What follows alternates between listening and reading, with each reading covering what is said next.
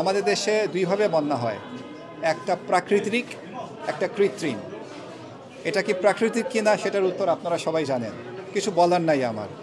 এবং আমি সেটাই বলবো যে যদি কৃত্রিম হয়ে থাকে আমাদের জনগণ খেপে যাবে না, এটা তো নেবে না আমাদের জনগণ। আমি যে সবচেয়ে ব্যথা পেয়েছি আদালতে, হাজার হাজার লাখ লাখ আমাদের দেশের নাগরিক আছেন যারা আদালতে গিয়ে কোনো ন্যায্য বিচার পাননি কেউ। আমাদের তো ইমিডিয়েট রিলিফ দরকার, তাৎক্ষণিক একটা আমাদের ব্যথাটা কমানোর দরকার।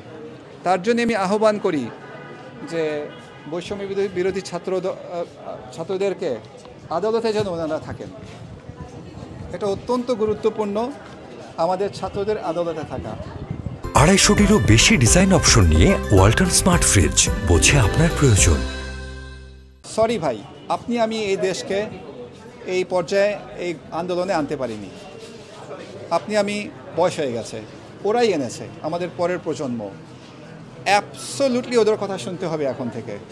ওদেরকে কোনোভাবেই আমাদের উপদেষ্টা সরকার যেন বিচ্ছিন্ন না করে এবং ওদের সাথে ডায়ালগ রাখতে হবে। এটা একটা বিরাট ব্যাপার, কারণ ওরা তো আমাদেরই সন্তান, ওরা পুরো দেশে আছে, ওরা ছড়িয়ে ছিটিয়ে আছে। ওদেরকে নিয়ে আসতে হবে এবং আদালতে যেন ছাত্রদের উপস্থাপন থাকে, প্রেজেন্স থাকে একটা।